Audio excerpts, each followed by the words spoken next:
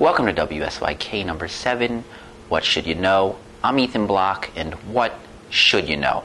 What should you know? You're watching What Should You Know? Because let's be honest, what should you know? So someone comes up to you and they're like, hey, you know about open skies? This is what you should say. Of course I know about open skies. Are you serious?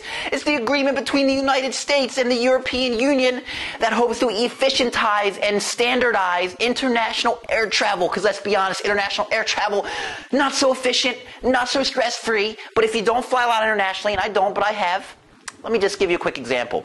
Let's say you're flying from Chicago to Prague via Paris. Going to have a layover in Paris. You're going to get security checked in Chicago when you leave.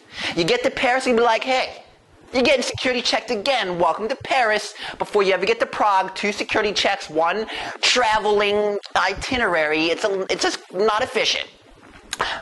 Second example, let's say you're flying from Frankfurt to Cleveland. Why'd you be going to Cleveland? I'm not sure. No disrespect on Cleveland. Procter & Gamble's there. I'm from Baltimore, not a big fan. But anyway, Frankfurt to Cleveland. You're getting security checked in Frankfurt. You're going to get to New York because that's where your layover is. Hey, security check again, then you'll get to Cleveland. 2 security checks, 1 flight itinerary. Doesn't make a whole lot of sense. The problem is they're not very trusting. The U.S. doesn't trust European security. European security doesn't trust U.S. security. So the first thing about open skies is they're trying to standardize security measures. So they can be like, hey, this is the standard. We all do it. Let's just make it easier for our travelers. Give them 1 security check versus multiple ones. It's stressful enough to fly. The second big thing about open skies is that right now, it doesn't make a lot of sense, but let me explain this to you. Right now, before this agreement, I should say, only certain U.S. carriers could fly to certain European airports.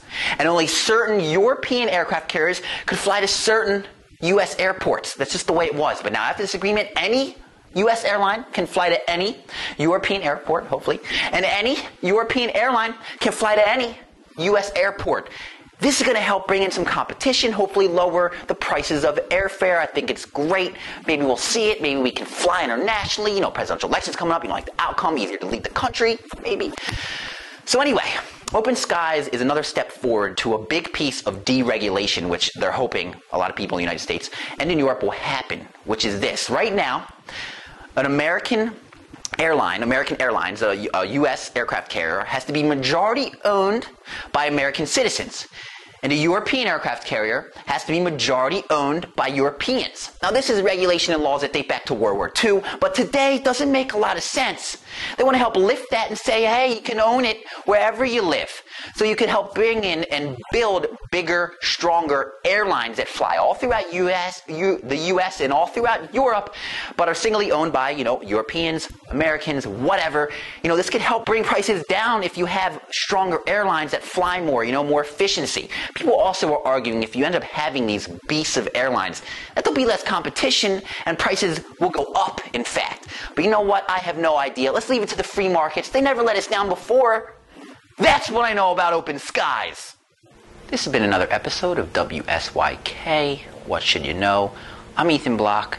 If you have an idea of what we should know, hit us up, WSYK@opensermo.com. Thank you. What should you know? What should you know?